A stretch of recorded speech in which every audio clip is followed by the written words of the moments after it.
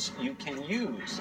The statistics are alarming. 68% of Americans experience problems sleeping every single week. I am definitely in that category, and like many of you, my biggest issue is interrupted sleep. I call it mom sleep. So in the name of science, I agreed to let them film me all night, taking part in an experiment, spending a night at a hotel to learn more about the consequences that come with a host of disruptions. To work in a job like this is to be obsessed with sleep. Good morning to you.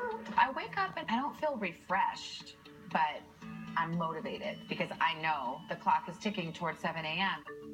Most of the time when we talk about sleep, it's all about the quantity. But what about the quality? It is really rare that I fall asleep and stay asleep until my alarm goes off.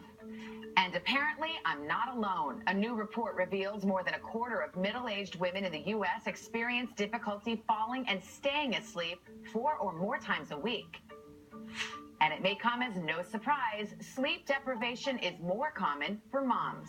So to find out how interrupted sleep might be affecting me, Dr. Carol Ash, a sleep expert, designed an overnight experiment. So there's some simple screens that we'll go through that'll give us essentially your sleep IQ. So, let's see. Problems waking up too early. Yeah, that does happen sometimes. Dr. Ash outfitted me with a sleep tracker with the warning that the night ahead would not be restful.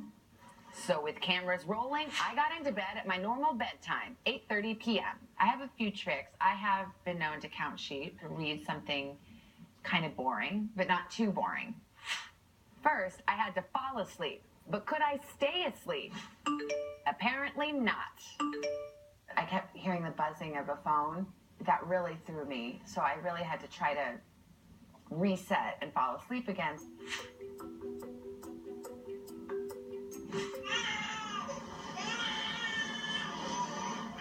It isn't always easy to reset after the all too familiar sound of a crying baby. I checked my phone once and I saw a message, but I tried to not think about it. It took me a while, but finally, I fall back asleep.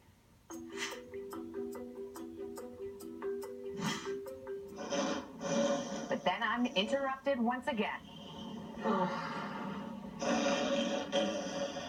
I just tried to ignore it, put the pillow over my head, and roll over.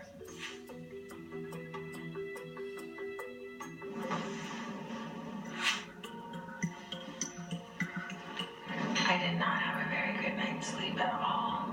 I heard little noises, and then, as often happens, I woke up before my alarm. Hi. Hi, Savannah. So how did it go? Oh, well, I guess you're a morning person. Yeah. We tried to reduplicate a typical night for people that wake up with this type of a problem. I feel tired, but it's no worse than usual. Oh, poor thing. I know. Never felt more sexy than in that moment. Dr. Carol Ash is here, and she's got the results. She's an expert at Rutgers RWJ Barnabas Health.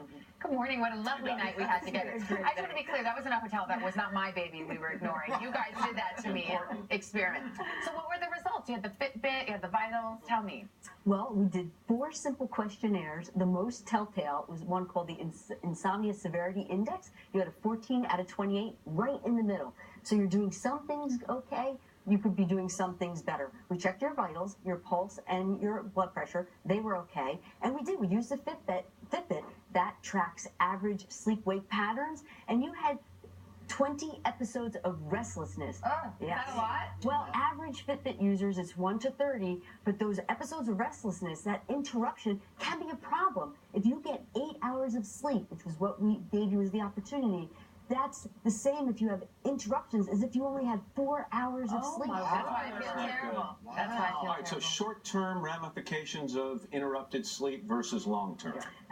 There are definitely, Matt, there's short-term implications of this.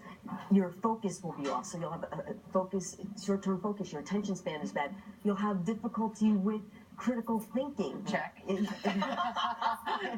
Moodiness. Don't say anything. And mood problems, yeah.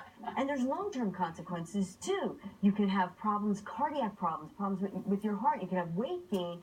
And there's new research that shows cognitive difficulties put you at risk for Alzheimer's and dementia. Wow. Savannah slept with a pillow on her head. That's one thing you can do to try to block things out. Anything you can do to try to minimize that interrupted sleep? Yeah, we interrupted her sleep at 1 hour.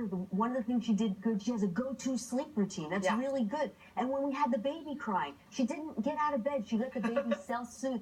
Well, that was a fake baby. Real baby might be a little different. But the temperature, you couldn't fix the temperature in the room. You were hot, you told us. Yeah. You know, and those are some things that all things we can do. Yeah, but that go-to sleep routine important. And Ernest and Julio Gallo really wants to thank them for helping her with that. Doctor, thank you. That's on the don't-do list. Let's head over to Dylan. Doc, thanks you. Thank you with some gadgets. A lot of people